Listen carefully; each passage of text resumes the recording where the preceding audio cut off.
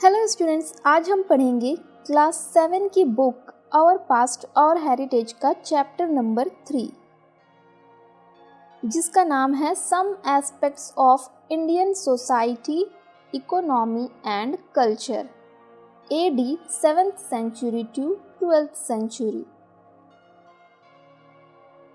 तो इस चैप्टर में हम पढ़ने वाले हैं इंडियन सोसाइटी यानी भारत के समाज के और उसकी इकोनॉमी और कल्चर के बारे में कुछ थोड़ी बहुत बातें, और ये 7th सेंचुरी से लेकर 12th सेंचुरी के बीच के टाइम को हम पढ़ेंगे इस चैप्टर नंबर 3 में। तो चलिए शुरू करते हैं। इसमें हमारा पहला टॉपिक है Indian economy AD 7th century to 12th century, यानी यहाँ हम भारत की आर्थिक स्थिति को पढ़ेंगे, यानी उस वक्त की इकोनॉमी कैसी थी, फाइनेंशियल कंडीशंस कैसे थे 7th सेंचुरी से लेकर 12th सेंचुरी के बीच में। तो हम इसमें एक्सप्लोर करेंगे साउथ इंडिया और बंगाल के जो पाल डायनेस्टी और सेन डायनेस्टी थी उनके टाइम में ये इकोनॉमिक कंडीशन कैसे थे। 7th सेंचुरी से ही नॉर्दर्न इंडिया के ट्रेड और कॉमर्स बहुत ज़्यादा सुस्त हो गए थे, और इसकी ऐसी मनहूस हालत देखकर सभी ट्रैवलर्स जो थे, घूमने वाले जो लोग थे, उनकी नज़रें शहरों की तरफ पड़ी, और जो पुराने ट्रेड रूट्स थे यानी जो ट्रेड या व्यापार करने के जो रास्ते थे उनकी जो इम्पोर्टेंस थी वो खो गई थी। लेकिन नए ट्रेड रूट्स बने और नए शहर बसाए गए। ह्वेनसांग ने अपने किताब में भी बताया है कि किस तरह से ट्रेड और कॉमर्स फैला, और थानेश्वर, कन्नौज और वाराणसी जैसे शहरों के नाम भी उसने अपने किताब में लिए हैं। और कन्नौज और थानेश्वर बहुत ही ज़्यादा इम्पॉर्टेंट एडमिनिस्ट्रेटिव सेंटर्स थे, जिसको कि पाने के लिए सभी राजाओं के बीच युद्ध चला करते थे। हालांकि पोर्ट सिटीज़ यानी बंदरगाह वाले शहरों के ऊपर इसका कोई भी असर नहीं देखने को मिला। और स्टूडेंट्स, बंदरगाह मतलब ये नहीं होता है कि वहाँ बहुत सारे बंदर रहते हैं। बंदरगाह उस शहर को कहा जाता है जहाँ पर व्यापार करने वाले बड़े बड़े जहाज़ आते हैं और व्यापार किया जाता है जिस जगह से। 9th सेंचुरी से ही फॉरेन ट्रेड फलना फूलना शुरू हो जाते हैं, और अरब के जो कुछ व्यापारी होते हैं उनका प्रवेश यानी अरब के कुछ व्यापारी भारत में आना शुरू कर देते हैं। 9th सेंचुरी से ही फॉरेन ट्रेड और खाने के जो ग्रेन्स और जो अनाज थे उनका खरीद बिक्री गांव के बाज़ारों में बढ़ जाता है। गन्ना, सूती यानी कॉटन और इंडिगो, बहुत से जगहों पे इनकी बिक्री भी बहुत ज़्यादा बढ़ जाती है। और इस टाइम में नॉर्दर्न इंडिया में अच्छी क्वालिटी के जो सोने और चांदी के सिक्के थे उनकी कमी हो जाती है। लेकिन हम देखते हैं कि अलग अलग तरह के और भी सिक्के उस टाइम में देखने को मिलते हैं, लेकिन इन सिक्कों का फैलाव कितनी जगहों तक था इसके बारे में कोई जानकारी नहीं है। आगे है फ्यूडल सिस्टम ऑफ इंडिया। तो ये जो भारत की फ्यूडल सिस्टम थी ये क्या सिस्टम है, इसके बारे में हम यहाँ पढ़ेंगे। रीजियन यानी कि अलग अलग छोटे छोटे जो रीजियन थे इंडिया के, उनके अलग अलग मोनार्क्स हो गए थे, और इन लोगों की इम्पोर्टेंस दिन ब दिन बढ़ती जा रही थी, जिसका कि प्रभाव कंटेम्प्रेरी इंडियन सोसाइटी और उसके इकोनॉमी के ऊपर देखने को मिल रहा था। यानी उस वक्त की जो इंडिया की सोसाइटी थी, समाज थी, और जो इकोनॉमी यानी आर्थिक स्थिति थी उसके ऊपर भी इन रीजनल मोनार्क्स का असर देखने को मिल रहा था। सोसाइटी का एक ऐसा सेक्शन था, एक ऐसा ग्रुप था जिसका कि पावर बहुत ज़्यादा बढ़ गया था, और इस ग्रुप को उस टाइम के जो राइटर्स थे उन्होंने बताया है कि वो ग्रुप थे सामंत, राजा, रौनक और ऐसे ही और भी ग्रुप्स थे। और इनमें से कुछ बहुत ज़्यादा हाई ऑफिशियल्स थे जो कि राजा महाराजा के दरबारी थे, जो कि राजाओं के दरबार से आते थे, ऐसे लोग थे। और कभी कभी इनको राजा महाराजा सैलरी यानी जो उनकी तनख्वाह ना देकर उनको कुछ ज़मीन लीज पर दे देते थे, यानी कि तुम ये ज़मीन ले लो और तुम जो कुछ भी टैक्स होगा वो तुम इस ज़मीन का ले सकते हो, ये ज़मीन तुम्हारा हो गया। तो ऐसे करके राजा लोग उनको ज़मीन दे देते थे, और उनके इनकम का सोर्स होता था उस ज़मीन से आने वाला रेवेन्यू, यानी कि उस ज़मीन की जो कमाई आती थी। वो किसान जो ज़मीन पर खेती करते थे, वो जो टैक्स देते थे, वो उनका इनकम होता था। और फिर हम देखते हैं कि कुछ रीजियंस में जो हारे हुए राजा होते थे वो भी ऐसे रेवेन्यू को लेते थे, माने उनके पास भी इस तरह का कुछ ज़मीन का हिस्सा होता था जिससे कि वो किसानों से उस ज़मीन पर टैक्स वसूलते थे। और अक्सर ऐसा ट्रिबल लीडर्स के ऊपर देखा जाता है, यानी जो अलग अलग ट्राइब्स के, जो कबीले के जो राजा होते थे, लीडर होते थे, जो कि युद्ध करने में बहुत ज़्यादा सक्षम होते थे, उन लोगों के पास ऐसे ऐसे ज़मीन के हिस्से होते थे जिनसे कि वो टैक्स वसूलते थे। और इन सभी ग्रुप्स का एक बहुत ही ज़्यादा कॉमन फीचर होता था, यानी सब में ये चीज़ होती थी, एक ख़ास चीज़, और वो थी कि उनमें से कोई भी लेबर यानी मेहनत नहीं करता था। कुछ भी चीज़ ज़मीन पर करने के लिए, उगाने के लिए वो लोग मेहनत नहीं करते थे खुद से, और उन लोगों के पास इनकम आती थी उस ज़मीन के रेवेन्यू से, या दूसरे जो किसान जो उसके ऊपर मेहनत करते थे, अपना लेबर देते थे, उन लोगों की मेहनत का फल वो लोग खाते थे। और इस ग्रुप के अंदर भी डिविजन्स थे, यानी इनके भी अलग अलग टुकड़े किए गए थे, जिनमें से कुछ लोग गांव के मुखिया होते थे, एक एक गांव के हेड होते थे, और कुछ लोग कुछ गांव के एक ग्रुप के हेड होते थे, यानी कुछ गांव को मिलाकर, यानी 5-10 गांव को मिलाकर उसका एक लीडर होता था। और वहीं कुछ लोग पूरे एक रीजियन, यानी कि बहुत सारे ऐसे ही गांव के जो ग्रुप्स हैं, उन ग्रुप्स को मिलाकर एक बड़े से रीजियन का एक लीडर होता था। और इसी तरह से उस टाइम की सोसाइटी जो है अलग अलग हिस्सों में बांटी हुई थी, जिनमें से थे एक राजा, फिर एक ग्रुप लीडर और कॉमन पीपल।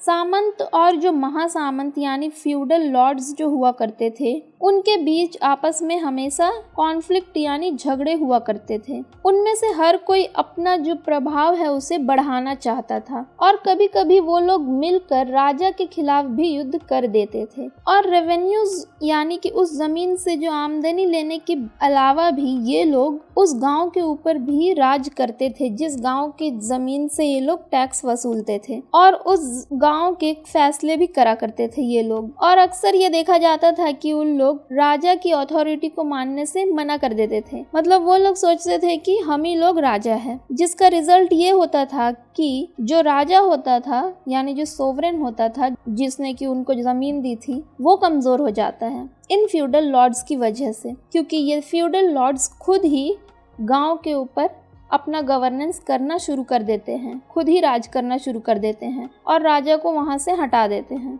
तो अब इसी सोसाइटी का, जो सोसाइटी के बारे में हमने ऊपर पढ़ा है, उसको हम एक पिक्टोरियल की मदद से देखते हैं।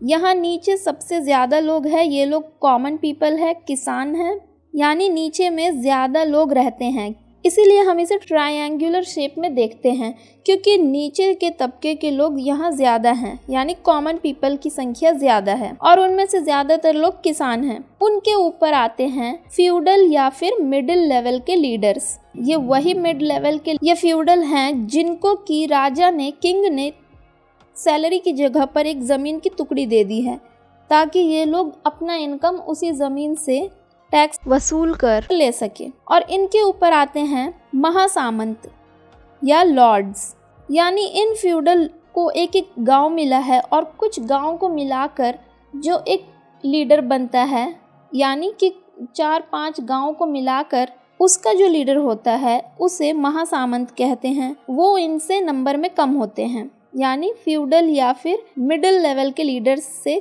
कम होते हैं महासामंत या लॉर्ड्स। और उसके ऊपर एक राजा होता है यानी किंग, जो कि पूरे रीजन का लीडर होता है। और इस तरह से जो अथॉरिटी यानी जो पावर का जो बंटवारा किया जाता है और जो ज़मीन के जो टैक्स का बंटवारा किया जा रहा है, उसी को हम कहते हैं फ्यूडलिज्म।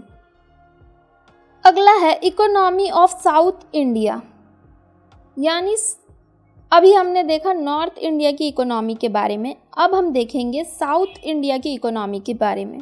तो साउथ इंडिया के जो मोनार्क्स थे, यानी जो राजा महाराजा थे, उन लोगों ने बहुत सारे मंदिर बनवाए थे और इन मंदिरों का इस्तेमाल सिर्फ धर्म के काम करने के लिए नहीं किया जाता था, बल्कि और चोला डायनेस्टी के 2 महान शासक जिनके नाम थे राजा और राजेंद्र, इन्होंने तंजौर और गंगईकोंडा चोलापुरम में 2 बहुत ही सुंदर टेम्पल बनवाए थे। और इन मंदिरों के आसपास कॉमन पीपल यानी आम इंसान और कलाकार, इन मंदिरों को बनाने में जो आर्टिशंस लगे थे वो सभी उसके आसपास रहना शुरू कर देते हैं। और जो टेम्पल के जो काम को संभालते थे यानी टेम्पल अथॉरिटीज़, इनको राजा ने कुछ टैक्स फ्री लैंड दिए थे, यानी उन ज़मीनों पर राजा टैक्स या कर नहीं लेते थे उन टेम्पल अथॉरिटीज़ से। और ये टैक्स फ्री लैंड किंग और यानी राजा, व्यापारी और एरिस्टोक्रेट्स जो होते थे वो लोग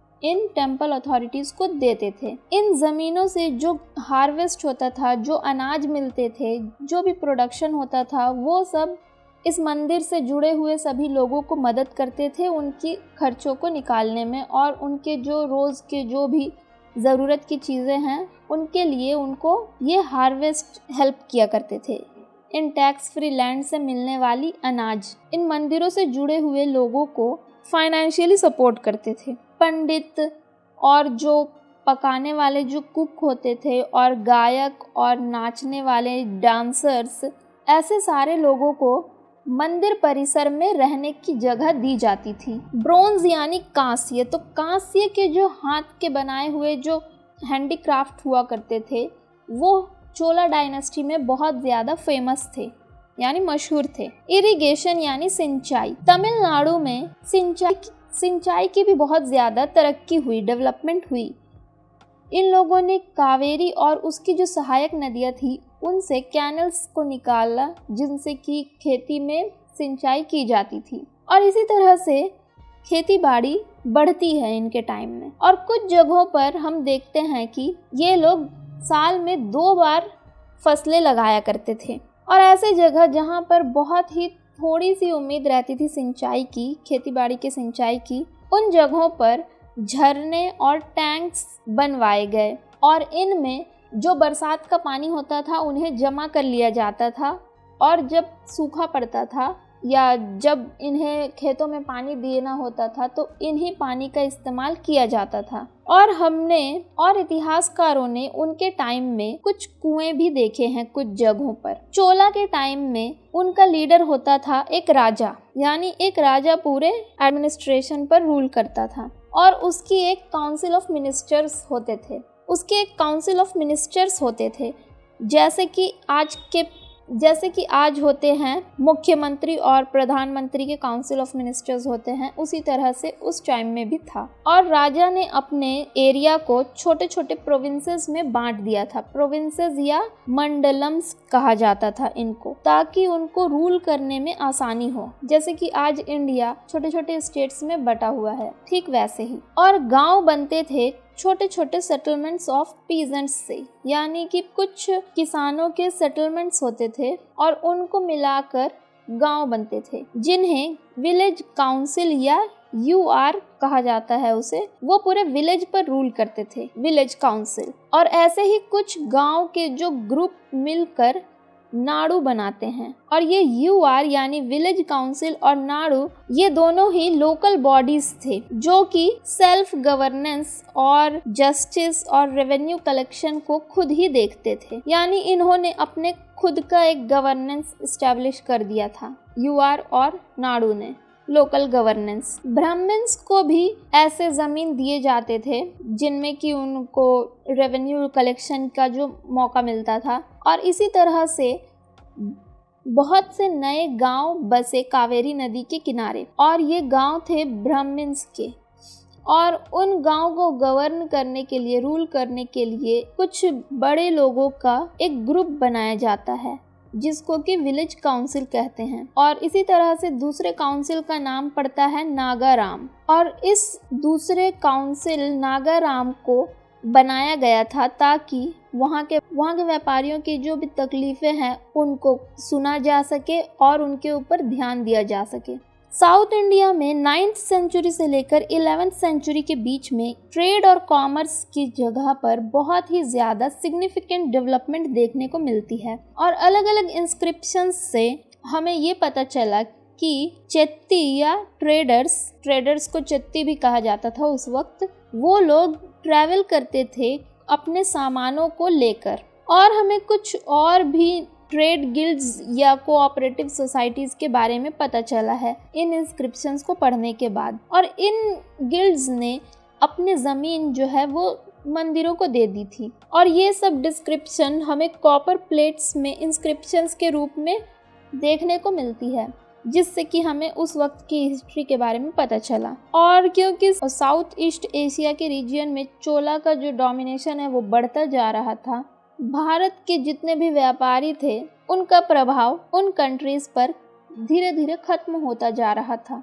उस वक्त के राजा अपने आप को बड़े बड़े टाइटल देते थे, जैसे कि महाराजाधिराज, त्रिभुवन चक्रवर्तीन। लेकिन हमने ऐसा भी देखा है कि कुछ राजा फ्यूडल लॉर्ड्स के साथ भी अपनी अथॉरिटी को यानी अपने पावर को शेयर करते थे, बांटते थे। और कुछ अमीर जो किसान होते थे और कुछ व्यापारी और ब्राह्मण्स, इनके साथ भी राजा अपने पावर को बांटा करते थे। और राजा अपने लग्जरियस लाइफ स्टाइल को पाने के लिए, अपने इनकम को अच्छा रखने के लिए फार्मर्स, हर्ड्समैन और आर्टिशियंस के जो ज़मीन में शेयर होते थे उनसे भी कुछ वो पैसा लेते थे, उनमें भी अपना कुछ हिस्सा रखते थे, ताकि उस ज़मीन का जो इनकम है सिर्फ वो ही अकेले ना ले जाए। और इसके अलावा राजा व्यापारियों से भी टैक्स वसूलते थे। और इन सभी पैसों की मदद से राजा अपनी आर्मी और अपने जो किले बनवाते थे और अपने मंदिरों को बनवाया करते थे। इसके अलावा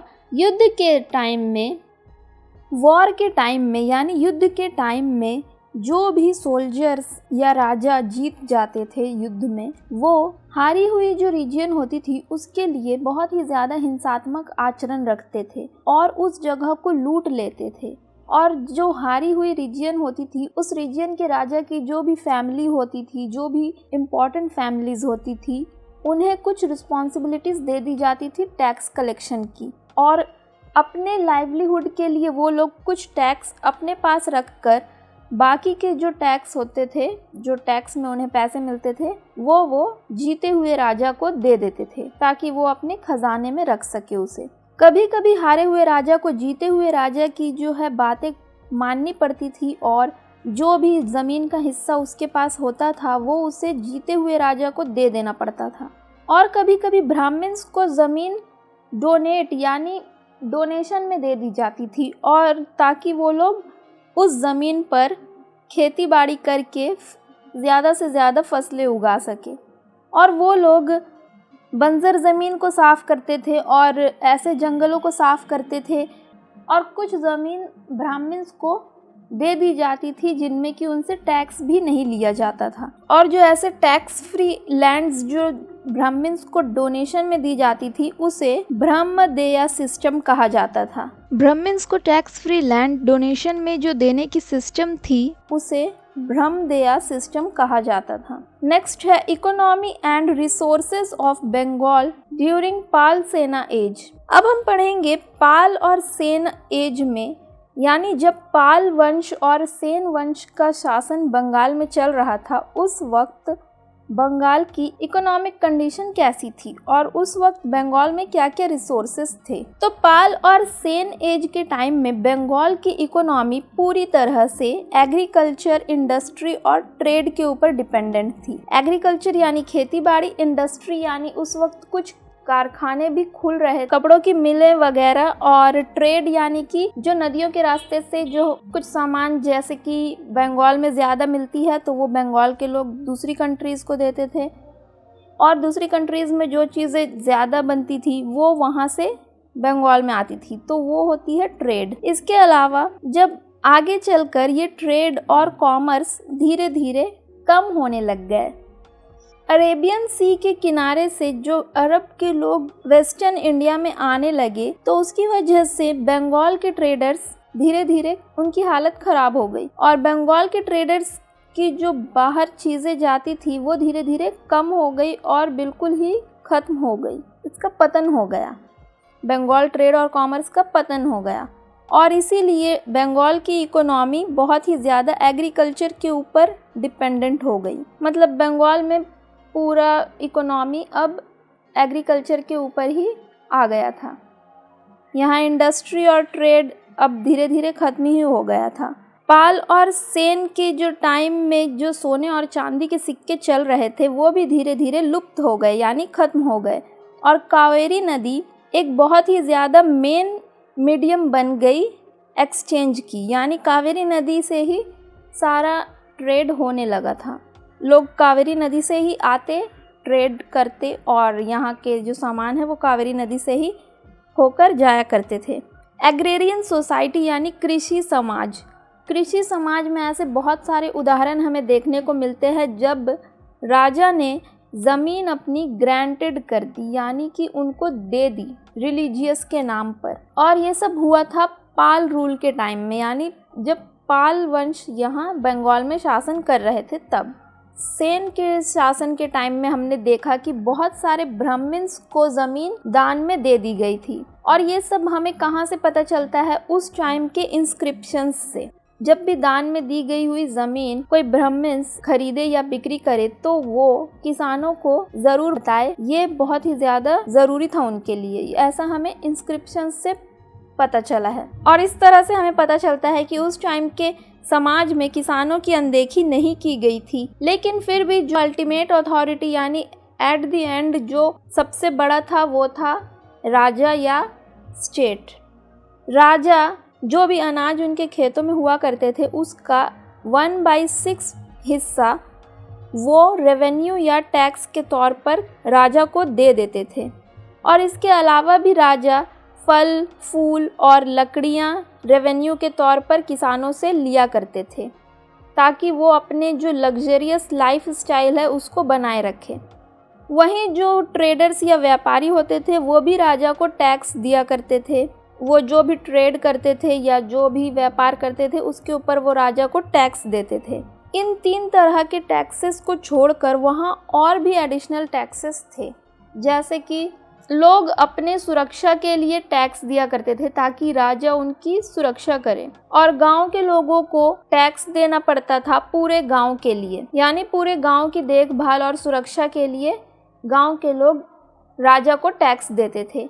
इसके अलावा बाज़ारों और जो नाव हुआ करते थे जो एक जगह से दूसरी जगह लोगों को नदी के माध्यम से पार कराते थे, उन पर भी टैक्स लिया जाता था। धान, सरसों और भी दूसरी तरह के जो फल जैसे कि आम, कटहल, केला, अनार, खजूर, नारियल, ये सब उस टाइम के मेन एग्रीकल्चरल प्रोडक्ट्स थे, यानी कि ये सारी चीज़ें बंगाल में ज़्यादा करके हुआ करती थी। और दाल बंगाल में बहुत ज़्यादा इम्पॉर्टेंट आइटम था बंगाली डाइट का, यानी बंगाल के खानों में दालों का होना बहुत ही ज़रूरी था। लेकिन उस टाइम बंगाल में दालों की खेती की जाती थी या नहीं इसके बारे में ज़्यादा मालूम नहीं है। सूती, सुपारी, पत्ते, महुआ और भी ऐसी सारी चीज़ों को बहुत ज़्यादा मात्रा में बंगाल में उगाया जाता था। बांस और जो दूसरे तरह के जो नेचुरल वेजिटेशन थे वो सब गांव में की जाती थी। और इन सभी जो बांस के जो या दूसरी सारी जो नेचुरल वेजिटेशन के जो जंगल होते थे उनके जो टिम्बर होते थे, जो लकड़ियां होती थी, वो बहुत ही ज़्यादा काम आती थी बंगाल के एसेट के रूप में। बंगाल की नदियों से मिलने वाली जो मछलियां हैं वो बहुत ही ज़्यादा एक इम्पॉर्टेंट आइटम थी। जंगली और पालतू जानवर भी उस टाइम में बहुत ज़्यादा पाए जाते थे बंगाल में। इनमें थे गाय, बकरी, मुर्गी, कौवा, कबूतर, कोयल और दूसरे तरह के जो पानी में मिलने वाली चिड़ियाँ, घोड़े, हाथी, बंदर, सांप और भी बहुत सारे जानवर। इन सब में घोड़े और ऊंट बंगाल के बाहर से मंगाए जाते थे। सूती के कपड़े इन सब में मेन थे और बंगाल के फाइन कॉटन क्लोथ्स पूरी दुनिया में मशहूर थे, बंगाल के बाहर भी। और हाथ के बनाए हुए हैंडीक्राफ्ट्स के अंदर आते हैं लकड़ी और दूसरे मेटल ऑब्जेक्ट्स जो कि डेली यूज़ में आते हैं, और उनसे जेवर भी बनाए जाते थे। लकड़ी बहुत ज़्यादा मात्रा में यूज़ की जाती थी घर बनाने और मंदिर बनाने और बुलॉक कार्ट्स और जो नाव बनाने के लिए।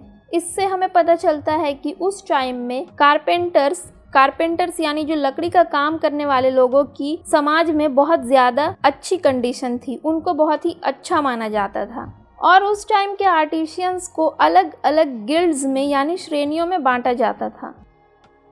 अब इसके बाद आता है culture of Bengal, AD 7th century to 12th century. Pala reign यानी पाल शासन के टाइम में बंगाली लैंग्वेज यानी बंगाली भाषा में बहुत ज़्यादा बदलाव आए। 800 से 1100 AD के लगभग में एक मगधी लैंग्वेज जो कि गौड़ा बंगाली पैटर्न का था, वो इस बंगाली के साथ मिक्स हो गया और उसकी कुछ शब्द इस बंगाली लैंग्वेज में बोली जाने लगी। और धीरे धीरे करके जो एंशिएंट बंगाली लैंग्वेज थी वो एग्जिस्टेंस में यानी कि उभर कर आ गई। और ये उन लोगों की बोली थी, उन लोगों के बोलने का तरीका था जो कि मामूली लोग थे, कॉमन पीपल थे और जो कि पढ़े लिखे नहीं थे। लिटरेचर, ग्रामर और जो धर्म की बातें और फिलॉसफी और मेडिसिन, ये सारी चीज़ों के बारे में संस्कृत भाषा में लिखा जाता था। और ये संस्कृत भाषा एलिट यानी बहुत ज़्यादा पढ़े लिखे और जो ऊंचे ऊंचे पद पर जो लोग रहते थे उनकी थी, या फिर बहुत ज़्यादा महान लोगों की थी। जैसा कि हम उदाहरण देख सकते हैं रामचरित पोयम का, जो कि संध्याकर नंदी ने लिखी थी, या फिर हम मेडिसिन की किताब जो कि चक्रपाणि दत्ता ने लिखा था। ये दोनों ही किताबें संस्कृत भाषा में लिखी गई थी। पाल वंश के राजा ब्राह्मण्स नहीं थे, हो सकता है वो लोग क्षत्रिय या कायस्थ थे। धीरे धीरे वो लोग बुद्धिज़्म को अपना लेते हैं, लेकिन बुद्धिज़्म पाल के टाइम में बुद्धिज़्म शशांका के टाइम के बुद्धिज़्म से बहुत ज़्यादा अलग थी।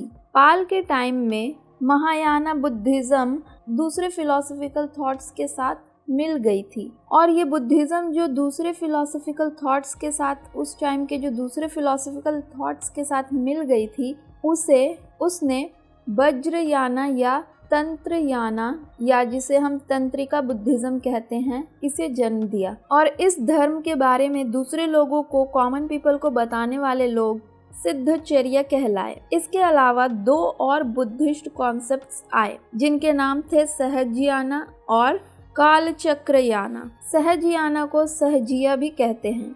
इस रिलीजियस कॉन्सेप्ट में किसी भी भगवान को नहीं माना जाता था और ना ही किसी मंत्र को माना जाता था और ना ही कोई धर्म के काम किए जाते थे, बल्कि इसके जो मानने वाले लोग थे वो सिर्फ टीचर और उसके जो डिसिपल्स होते थे यानी शिक्षक और उसके शिष्य, इन्हीं दो कॉन्सेप्ट पे विश्वास करते थे। वो मानते थे कि इंसान के अंदर बुद्धि पहले से ही है, विजडम पहले से ही है, और वो किसी स्क्रिप्चर्स को पढ़कर अपनी उस बुद्धि को हासिल नहीं कर सकता जो कि उसके पास पहले से है। साफ दिमाग और साफ आत्मा के जो कॉन्सेप्ट है उसके ऊपर जोर दिया गया, और उन लोगों ने इस बात पर जोर दिया कि निर्वाणा को पाने के लिए हमें अपनी आत्मा को शुद्ध करना होगा। जो कॉमन पीपल थे उन्होंने ये पाया कि जो कॉन्सेप्ट है, इस कॉन्सेप्ट्स के अंदर धर्म की आज़ादी थी जो कि पुराने ऑर्थोडॉक्स ब्राह्मणिज्म से बहुत ज़्यादा अलग थी। यहाँ कुछ सिद्धचर्या के नाम दिए गए हैं। सिद्धचर्या उन्हें कहा जाता है जो कि बुद्धिज़्म, ये जो नई बुद्धिज़्म आई थी उसका प्रचार करने का काम करते थे। इनमें कुछ थे लुईपदा, सरहपदा, कान्हापदा, भूसुकुपदा, और ये लोग अपने जो धर्म की बातें लोगों को बताते थे वो वहाँ की लोकल लैंग्वेज में बताते थे, यानी जो वहाँ के लोग जिस भाषा में बात करते थे वो उसी भाषा में उन्हें समझाते थे। और पाल डायनेस्टी के ख़त्म होने के सालों में ये बुद्धिस्ट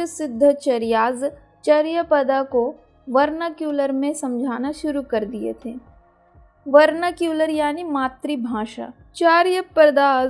चार्यपदाज ने बंगाली, उस टाइम की जो बंगाल की इन्वायरमेंट थी, यानी जो रहने सहने का तरीका था, जो उनके कमाने का ज़रिया था कॉमन पीपल का, उस चीज़ को चित्रित किया, उस चीज़ के ऊपर बहुत ज़्यादा ध्यान दिया और उनको उसी तरह से समझाया। इस तरह से उस टाइम की बंगाली भाषा धीरे धीरे तरक्की कर गई। और इस तरह से हम देखते हैं कि बंगाल और बिहार की जो आर्ट और कल्चर थी उसमें बहुत ज़्यादा तरक्की हुई थी पाल राजाओं के टाइम में। और पाल शासन के टाइम में बुद्धिज़्म की पढ़ाई के ऊपर ज़्यादा जोर दिया गया था, ना कि ब्राह्मणिज्म के ऊपर। इसके अलावा बहुत सारी किताबें लिखी गई थी बुद्धिस्ट सिद्धचर्यास के द्वारा, जो कि आज खो चुकी है, लेकिन उनमें से कुछ किताबें तिब्बत लैंग्वेज में ट्रांसलेट की गई थी, जिन किताबों को पढ़कर हमें उस टाइम के बारे में थोड़ी बहुत नॉलेज हुई है। बुद्धिस्ट फिलोसोफर्स के बारे में जो बातें पढ़ी जाती थी उस टाइम में, उसे हम बुद्धिस्ट मोनास्टरीज के नाम से जानते हैं, जो कि आज के बिहार, वेस्ट बंगाल और बांग्लादेश में मिलती हैं।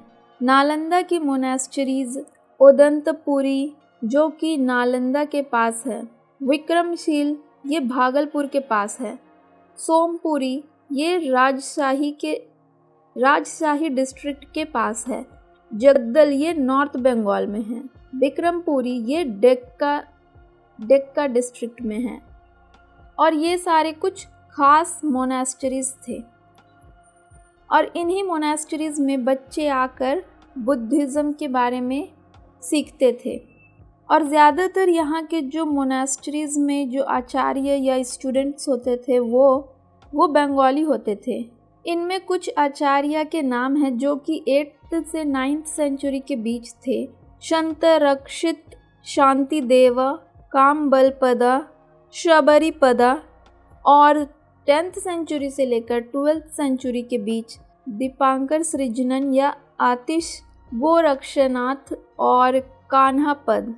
पाल शासन के टाइम के स्टाइल ऑफ आर्ट का नाम था ओरिएंटल आर्ट और ये फोररनर यानी पूर्वज, इसके पूर्वज थे गुप्त आर्ट। और इस टाइम के जो मेन आर्किटेक्चरल मॉन्यूमेंट्स थे उनमें से कुछ थे स्तूपा, विहारा और मंदिर। अभी उनमें से ज़्यादातर नहीं है क्योंकि नेचर के गुस्से और लोगों की भावनाओं ने उन्हें ख़त्म कर दिया है। एंशिएंट इंडिया में ये प्रथा थी बुद्धिस्ट और जैन स्तूप बनाने की, और बुद्धिस्ट्स ने खुद से ही बहुत सारे स्तूप बनवाए थे। शुरू के टाइम में ये स्तूप गोल यानी राउंड शेप के होते थे, लेकिन आगे चलकर इनका जो शेप है वो कोनिकल हो गया, यानी कोन के आकार का हो गया। और जो पाल के टाइम में जो स्तूप बनाए गए उनकी जो आकृति थी वो शिखर या माउंटेन पीक जैसे कि किसी पहाड़ की चोटी की तरह दिखता था।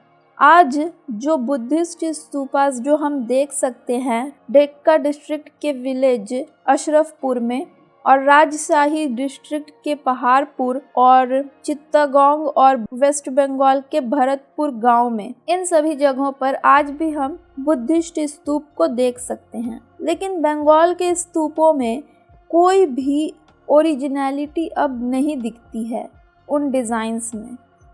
विहारा उस टाइम के बुद्धिस्ट मॉन्क्स का, यानी जो बुद्धिस्ट पुजारी हुआ करते थे, उनके रहने की जगह थी। बुद्धिस्ट एजुकेशन लेने की भी जगह थी। यहाँ लोग आकर बुद्धिज़्म को सीखते थे।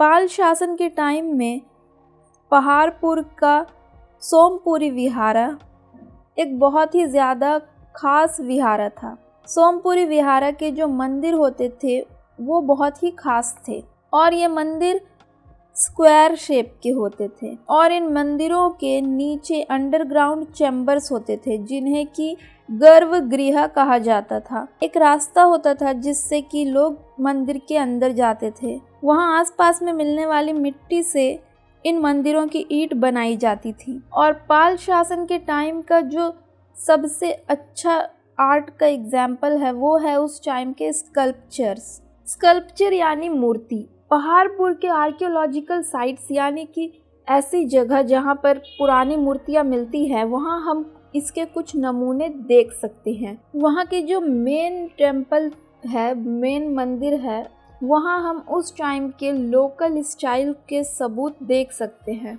वहाँ की दीवारों में उन मूर्तियों को हम देख सकते हैं और इन स्टोन टैबलेट्स में हम राधा कृष्ण के इमेजेस को देखेंगे और यमुना, बलराम और शिवा और बुद्धा, अवलोकितेश्वर, इन सबको हम देख सकते हैं। और इससे हमें उस टाइम के ब्राह्मणिकल हिंदुइज्म के इन्फ्लुएंस का पता चलता है कि उस टाइम में भी जो ब्राह्मण समाज था उसका इन्फ्लुएंस बंगाल के ऊपर था। हालांकि पाल राजा जो थे वो बुद्धिस्ट थे, वो लोग बुद्धिज़्म को मानते थे, लेकिन इन मंदिरों को देखकर ये मालूम होता है कि वो बुद्धिस्ट और ब्राह्मण दोनों ही को मानते थे। और इन आर्ट वर्क्स में हमें उस टाइम के लोगों की दुख, खुशी, उनके सोशल लाइफ, उनके जो धर्म को लेकर जो बिलीफ्स थी, इन सब के बारे में जानने को मिलता है। 11th से 12th सेंचुरी के पहले की जो पेंटिंग्स थी वो अब हमारे लिए अवेलेबल नहीं है, मतलब वो ख़त्म हो चुकी है। और जो आज हमें देखने को मिलती है वो सिर्फ कुछ बुद्धिस्ट मैन्यूस्क्रिप्ट्स की इलस्ट्रेशंस हैं। ये पेंटिंग्स छोटी थी लेकिन बहुत ही अच्छी तरह से बनाई गई थी और वो उस टाइम के जो दीवार पर बनाए हुए पेंटिंग्स होते थे उनसे बहुत ज़्यादा मिलती जुलती हैं। 8th और 9th सेंचुरी में जब पाल शासन कर रहे थे तब दो बहुत ही ज़्यादा जाने माने आर्टिस्ट हुआ करते थे जिनके नाम थे धीमन और उसके बेटे बितपाल, जो कि वरेंद्र रीजियन में रहते थे। और इनके जो बहुत अच्छे काम थे वो थे मेटल वर्क और स्कल्पचर यानी मूर्तियां बनाना और पेंटिंग्स करना। सेन शासन के टाइम में क्योंकि एडमिनिस्ट्रेशन सिस्टम बहुत ज़्यादा ख़राब हो गई थी तो लोकल पीपल और जो स्टेट हुआ करते थे उस टाइम के, उनके बीच की बातें भी ख़राब हो गई थी और पूरी स्टेट जो है छोटे छोटे टेरिटरीज में बट गई थी, यानी उसके छोटे छोटे टुकड़े हो गए थे। सेन के इंस्क्रिप्शन यानी पुरानी जो लिखी हुई चीज़ें हैं वहाँ से हमें पता चलता है एक रानी के बारे में, जिससे ये मालूम हुआ कि सेन के टाइम में औरतों को भी जो रॉयल फैमिली की यानी राजा महाराजाओं के घर की जो औरतें होती थी उनको भी बहुत ज़्यादा महत्व दिया जाता था, खास स्थान दिया जाता था। जो आम लोग थे वो तो बहुत ही अच्छी तरह से जी रहे थे उस टाइम में, लेकिन कुछ ऐसे किसान थे जिनकी जो इकोनॉमिक कंडीशन थी वो अच्छी नहीं थी और उनके पास ज़मीन भी नहीं थी और जो लेबरर्स थे उनकी कंडीशन भी अच्छी नहीं थी और कास्ट सिस्टम को बहुत ज़्यादा ही ज़ोर दिया गया था सेन के टाइम में, जबकि पाल के टाइम में ऐसा नहीं था। सेन के टाइम में हमने देखा कि बुद्धिज़्म ना तो फैला और ना ही उसकी कोई तरक्की हुई जैसा कि पाल के टाइम में हुआ, बल्कि सेन के टाइम में ब्राह्मणिज़्म को ज़्यादा महत्व दिया गया था और वैदिक और जो पुरानिक रिलीजियस थे वो मिलकर ब्राह्मणिकल हिंदुइज्म को बनाते हैं सेन के टाइम में। और उस टाइम में भगवान को माना जाता था जैसे कि इंद्र भगवान, Agni, Kubera, sun, Jupiter, Ganga, Yamuna, mother goddess, Shiva, Vishnu, इन सब की पूजा की जाती थी। राजा लक्ष्मण सेन खुद विष्णु भगवान को मानते थे, लेकिन उसके जो पूर्वज थे वो शिव भगवान को मानते थे।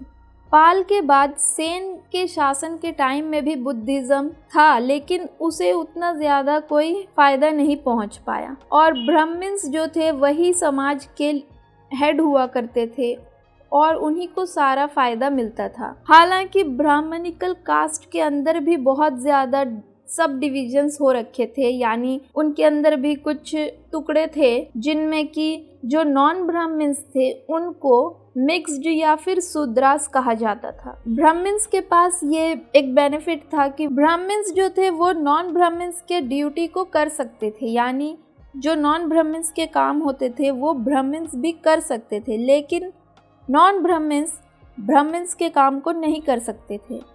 ब्राह्मण्स के कुछ खास काम होते थे जैसे पूजा पाठ करना और ये नॉन ब्राह्मण्स नहीं कर सकते थे। इसके अलावा हमें यह भी पता चला है कि सेन के शासन में कुछ आदिवासी कबीले के लोग भी थे। लक्ष्मण सेन के दरबार में कवि जयदेव एक बहुत ही जाने माने साहित्यकार थे। उनकी कविता गीत गोविंद का मेन थीम था राधा कृष्ण की कहानी के बारे में। और लक्ष्मण सेन के एक दूसरे दरबारी कवि थे धोई, और उन्होंने पवन दूत नाम की कविता बनाई थी। सेन डायनेस्टी के टाइम के और दूसरे कवि थे गोवर्धन, उमापतिधर और शरण। ये पांचों कवि राजा लक्ष्मण सेन के दरबार के 5 रत्न थे। 13th सेंचुरी के शुरू के टाइम में कवि श्रीधर दास ने एक कविता का कलेक्शन बनाया था जिसका नाम था सदुक्ति कर्णामृता। सेन के टाइम के जो साहित्य थी वो बहुत ही ज़्यादा ब्राह्मण समाज के स्टूडेंट्स के साथ जुड़ी हुई थी। दोनों ही बल्लाल सेन और लक्ष्मण सेन ने स्मृति शास्त्र के ऊपर किताब लिखी थी, और बल्लाल सेन की लिखी हुई 4 किताबों में से सिर्फ 2 किताबें ही मिल पाई है, जिनके नाम है दान सागर और अद्भुत सागर। और बल्लाल सेन के एक मंत्री हल युद्ध ने वैदिक रीति रिवाजों को लेकर एक किताब लिखी थी ब्राह्मण सर्वस्या। सर्वनंदा उस टाइम के लेक्सिकोग्राफर थे। लेक्सिकोग्राफर यानी कि कोशकार, एक व्यक्ति जो कि शब्द कोशों का संकलन रखता हो। और उस टाइम के फेमस मैथमेटिशियन और एस्ट्रोनॉमर थे श्रीनिवास। अब हम पाल एज को सेन एज के साथ शॉर्ट में कंपेयर करेंगे। पाल शासकों ने बंगाल में लगभग 400 सालों तक राज किया, जबकि सेन डायनेस्टी बहुत ही छोटे टाइम लगभग 100 साल तक बंगाल पर राज कर पाई। जब गोपाल बंगाल के राजा बने थे तो उनके पीछे पूरी जनता थी, लोगों ने उन्हें राजा बनाया था, जबकि राजा विजय सेन पब्लिक डिमांड पर राजा नहीं बने थे, यानी उन्हें लोगों ने राजा नहीं बनाया था। इसीलिए पाल शासकों ने खुद को लोगों के लिए एक्सेप्टेबल बनाया था, यानी लोगों ने उन्हें माना था। लेकिन सेन राजा ऐसा करने में फेल हो गए और शिक्षा, धर्म और आर्ट के क्षेत्र में पाल एज जो है सेन एज की तुलना में बहुत ज़्यादा सुपीरियर है। यानी पाल शासकों के टाइम में बंगाल में एजुकेशन, रिलीजियन और आर्ट की बहुत ज़्यादा तरक्की हुई थी। अब हम देखेंगे India and the world AD 7th century to 12th century. यानी 7th सेंचुरी से 12th सेंचुरी के बीच भारत और पूरी दुनिया का क्या इतिहास था और भारत का पूरी दुनिया के साथ कैसा संबंध था। तो 7th सेंचुरी से 12th सेंचुरी के बीच में बहुत ही ज़्यादा इंटरेस्टिंग कल्चरल एक्सचेंजेस और कॉन्फ्लिक्ट हुए थे इंडिया में। यानी बहुत सारे दूसरे कंट्री के लोग इंडिया में आए, जैसे कि अरब और तिब्बत और चाइना। इसके कुछ उदाहरण हम देख सकते हैं, जैसे कि इंडियन के कल्चर हम ईस्ट एशिया के साइड में, तिब्बत में और चाइना में भी पा सकते हैं। और इस बात से ये चीज़ साफ हो जाती है कि मल्टी कल्चरल एक्सचेंज जो हुए थे उस टाइम में, उसकी वजह से ही इंडियन लाइफ स्टाइल बहुत ज़्यादा तरक्की कर पाई है। लेकिन वो लाइफ स्टाइल फिक्स होकर नहीं रह गई, वो टाइम के साथ बदलती गई, जिसका रिज़ल्ट ये हुआ कि आज भी हमें इंडिया के डिफरेंट पार्ट्स में बहुत ही अलग अलग तरह के लाइफ स्टाइल्स देखने को मिलते हैं। यानी लोगों के रहन सहन, उनके पहनावे, उनका कल्चर, सब कुछ बहुत ही डिफरेंट है इंडिया के डिफरेंट पार्ट्स में। ये हमारी ड्यूटी है कि हम इन सभी अलग अलग जो लाइफ स्टाइल्स है, अलग कल्चरल पैटर्न्स हैं इंडिया के, हम उन्हें समझ सकें।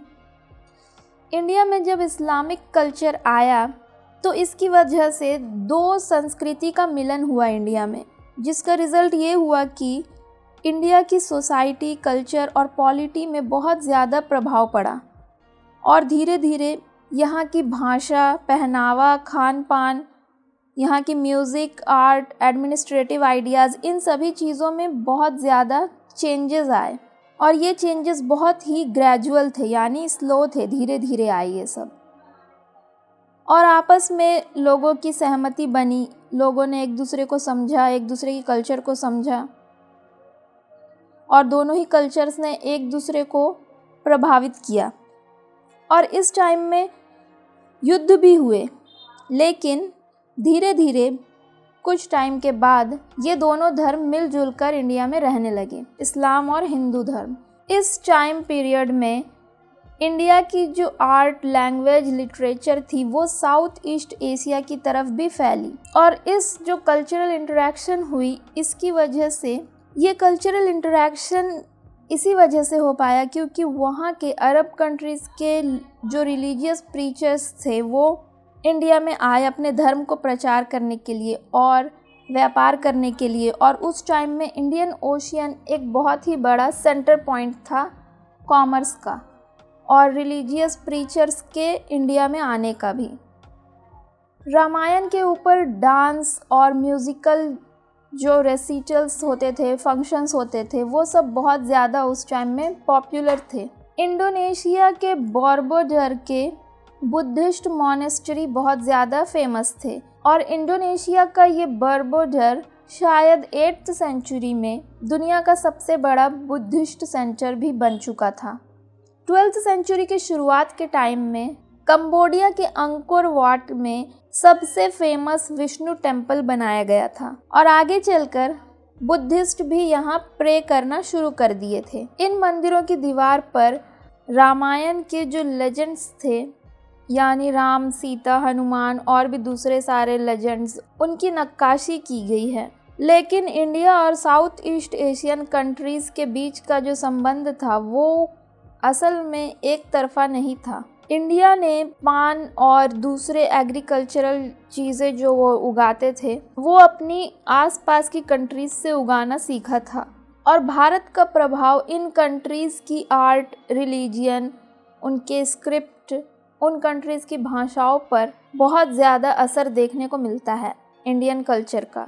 लेकिन उन दूसरी एशियन कंट्रीज़ की जो सोशल और कल्चरल इंडिविजुअलिटी थी वो अभी भी अनचेंज्ड है। ये यानी कि उनकी सोशल और कल्चरल इंडिविजुअलिटी, जो अलगाववाद है, जो अपने में वो एक ख़ास है, वो खासियत उनकी बनी हुई है, आज भी वो नहीं बदली। पीढ़ी दर पीढ़ी चले आ रही एक कल्चर का जो इंग्रेडिएंट है, जो मसाला है, वो इंडिया को इसी तरह के बहुमुखी कल्चरल सदाचार की वजह से मिला है।